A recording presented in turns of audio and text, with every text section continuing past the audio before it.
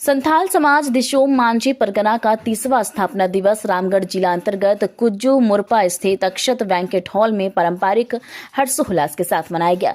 इस अवसर पर पूरे क्षेत्र में आदिवासी महिला पुरुष अपनी पारंपरिक वेशभूषा में ढोल नगाड़ों और झांझर की थाप पर थिरकते नजर आए।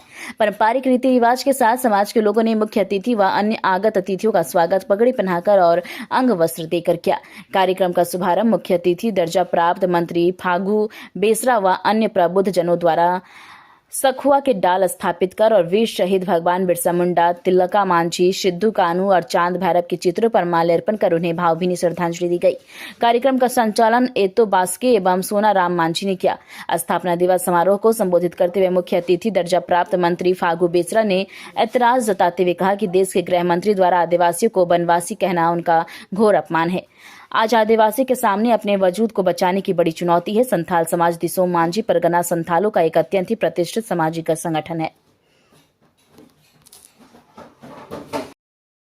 में अभियान लोग चलाए हुए हैं। जिस तरह से देश के गृह मंत्री आदिवासियों को वनवासी कह करके अपमानित करने का काम किया है। आज के दौर में आदिवासियों के बीच में एक बहुत ही अपने अस्तित्व को बचाए रखने के लिए एक चैलेंज और एक चुनौती है। आदिवासियों का अपना धर्म है, आदिवासी सरना धर्म, जिसको हम लोग प्राकृतिक के हम लोग पुजारी हैं। हम लोग की अपनी समाज का अपनी शासन व्यवस्था है।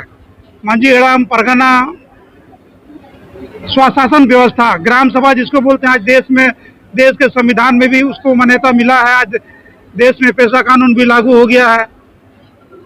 आदिवासियों का जो परंपरागत जो व्यवस्था है उसको अक्षुण्ण बनाए रखने का सरकार भी कटिबद्ध है। और इसी दौर में हम लोग आज यहाँ पर सामाजिक संगठन का स्थापना दिवस मना रहे। एक तो संथाल समाज अपनी अंदरूनी समस्या से ग्रसित है।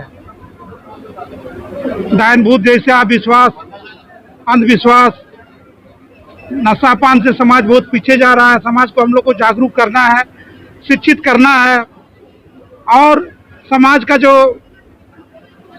मूल्य है, धार्मिक पहचान है, सांस्कृतिक पहचान है, अपना सांस्कृतिक पहचान है, उसको हम लोग कैसे बचा के रखेंगे, उसका हम लोग आज संकल्प लेंगे। और अपनी संवैधानिक अधिकार को लेकर, आदिवासियों के संवैधानिक अधिकार को लेकर भारत के संविधान में भी बहुत सारा प्रावधान किया गया है।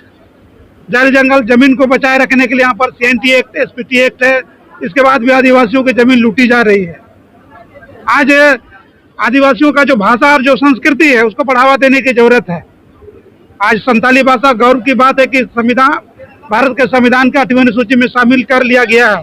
लेकिन दुर्भाग्य की बात है, इस राज्य का राजभाषा होना चाहिए था। अभी तक संथाली भाषा राज्य का राजभाषा नहीं बन पाया है। आज हम लोग सरकार से भी मांग करेंगे कि संथाली भाषा को इस झारखंड प्रदेश का राजभाषा बनाए।